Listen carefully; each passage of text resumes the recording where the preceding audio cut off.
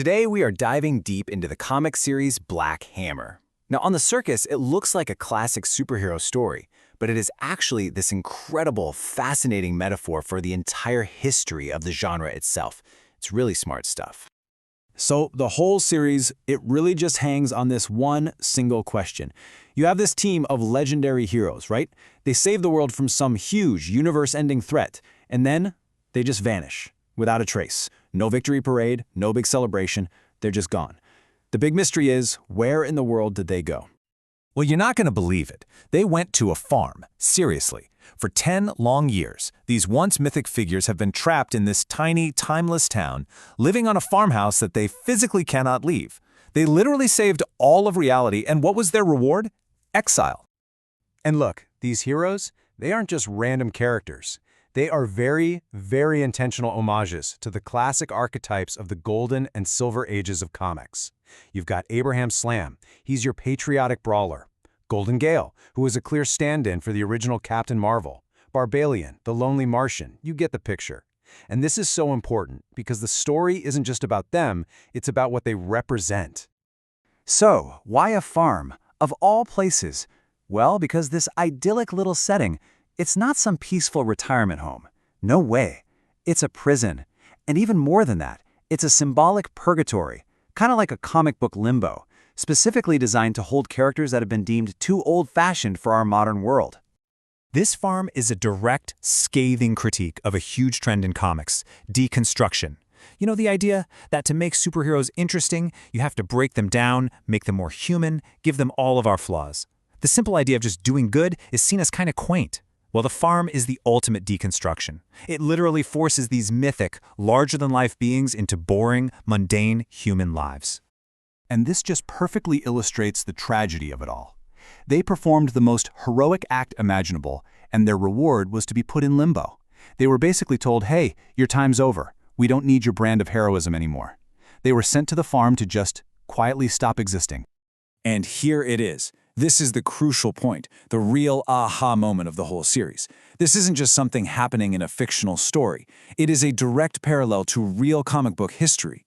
Just think about the massive reboots, like DC's Crisis on Infinite Earths, where decades of stories and entire characters were just wiped from existence to streamline the universe. These older heroes were essentially seen as unsuitable, maybe even a little embarrassing, and they got erased for the so-called greater good of the genre. So, what happens when you lock gods in a cage of normalcy?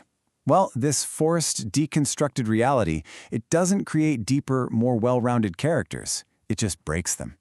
The story is all about the huge psychological toll it takes to force these mythic figures to pretend they're just like us. They are fundamentally forced to act against their own nature. I mean, can you imagine being able to fly, to travel across galaxies, and suddenly you're forced to spend a decade just worrying about fixing a tractor or paying the bills? It's completely unsustainable, and it wears them down to their very core. You see this conflict play out so perfectly in their whole dysfunctional family dynamic. On one side, you've got Abraham Slam. He's the father figure, trying to accept their fate for the good of the group. He represents that forced acceptance of this deconstructed reality. And then on the other side, you've got Golden Gale, an adult hero who's magically trapped in a child's body, and she violently rejects it. She's just inconsolable because her true, powerful self is being completely denied. After 10 years, it is crystal clear that this whole experiment has failed. The story is making a really powerful argument here, that this relentless push for relatability, this deconstructionist trend, has run its course. It's a dead end, not just for the characters, but metaphorically for the superhero genre itself. But here's the thing. Black Hammer isn't just here to criticize. It's actively trying to find a solution, a way forward. So if deconstruction is the problem, then what's the answer? The answer is reconstruction. The idea isn't to just go back to the good old days. No, it's about finding a middle ground, a way for these classic, mythic archetypes to exist with all the depth and complexity that modern stories demand, but without having to sacrifice the core heroism that made them so special in the first place. What's so fascinating, so meta, is how the comic's own publishing structure actually mirrors this journey. The first series, Black Hammer, that's where they present the problem. The sequel, Age of Doom, ends with a kind of reset. And the next big series they have planned, it's literally called Black Hammer Rebirth, The story itself is building a path for these forgotten heroes to live and breathe again.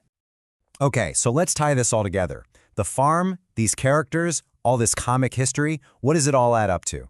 Well, it adds up to a really powerful statement about how we tell stories and how we honor our past.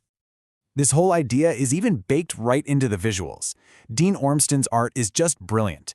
It somehow evokes the feeling of those older comics, but it's filtered through this modern, really expressive style. The art itself is the perfect visual metaphor for reconstruction, a beautiful blend of past and present. When you boil it all down, Black Hammer is making a powerful argument that a genre, or really any culture, does itself a huge disservice when it just erases its own history. Those old, sometimes embarrassing parts of its legacy, they're foundational. They should be preserved and built upon, not just hidden away on some farm to be forgotten.